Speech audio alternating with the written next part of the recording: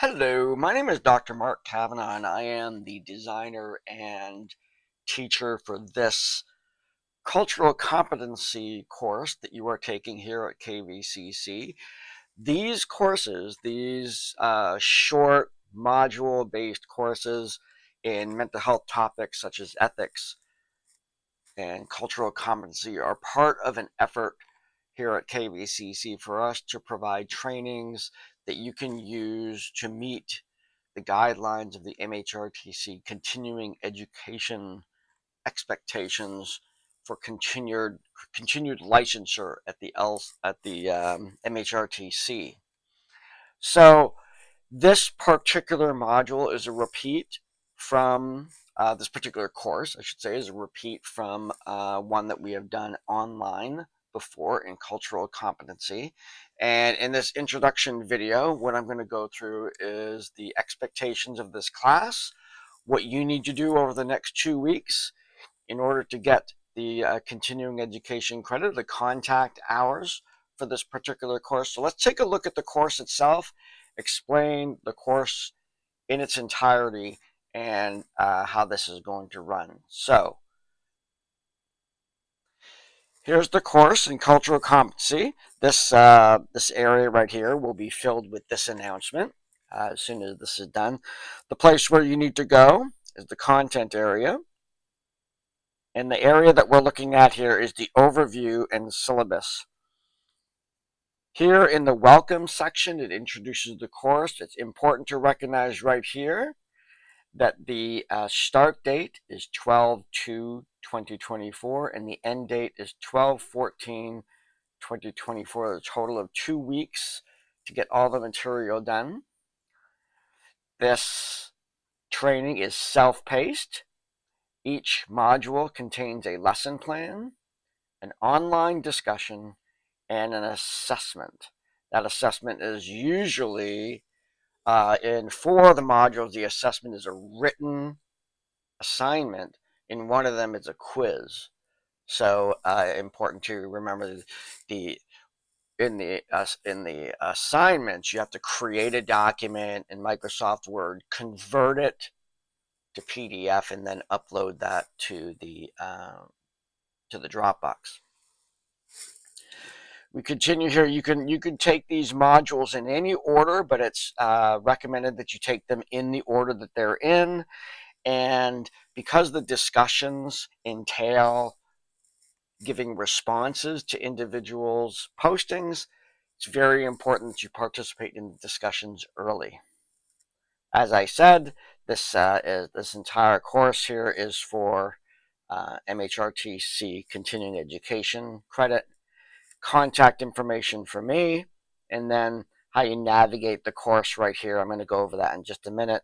And you go down below here, and right here is a course syllabus.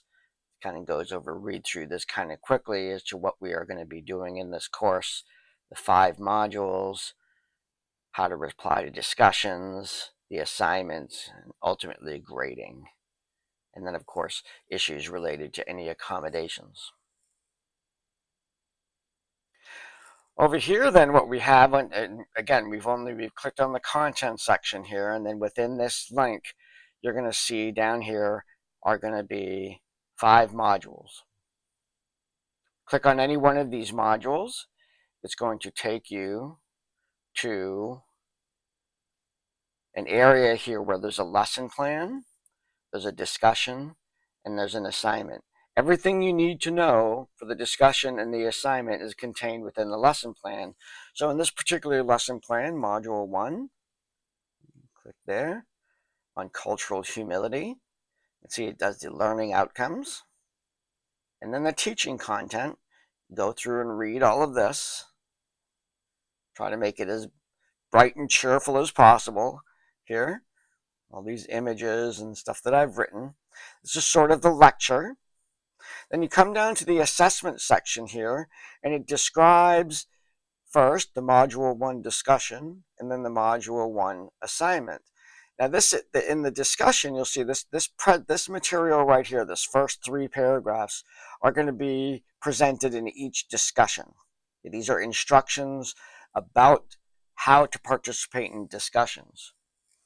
Now, the standard for participation in online discussion is that you look at the prompt that I've created, you respond to that prompt, you write a paragraph and you post that into the discussion board, and then you wait and see and then view other people's posts, other people's responses. The prompts are designed to not be the same answer all the time. This is a discussion, just as if you were in class. I would ask a question and then I would go around and I would have people give me their particular thoughts on that question. Your learning is going to be both the process of coming up with the answer to the prompt and at the same time reading other people's prompts to see their different perspectives.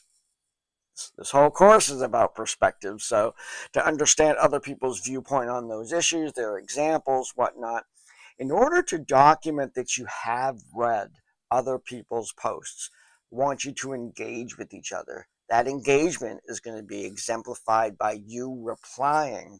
So you will read somebody's prompt, pick a few of them that you want to dig a little deeper. You will then reply to that individual, just like if you were in a class and someone raised their hand and they said something, and then you turn to that individual and said, "Oh, I really agree with that. Let me tell you a little bit about what I think." That kind of dynamic that occurs within a live classroom would be represented by these replies that you would give. In order to provide for a grading mechanism on discussions, what I do is I require you to post once and reply to the prompt, reply to at least 2 other individuals and their responses, and it's more than "I agree" or "you wrote that really well" or something like that. You are responding in a way that adds to the discussion. And then, of course, there's a grading component for the discussions about how well you wrote and spelling and all of that stuff. Each discussion worth 100 points, and you got the major post worth 40, 20, 20 for each of the reply posts, and then 20 for mechanics. I'm a psychologist, not a mathematician. So all of that adds up to 100 points. So that's how you get graded for each one of those discussions. So it's important as you're participating in this class to go right into the discussions. Do those first, because then it provides everybody in the course the opportunity to interact with each other. Let's go back to the course here. In this particular instance, we have an assignment. It describes the assignment, the learning outcomes, and the task here, the criteria for the assignment, and then how you'll be graded here.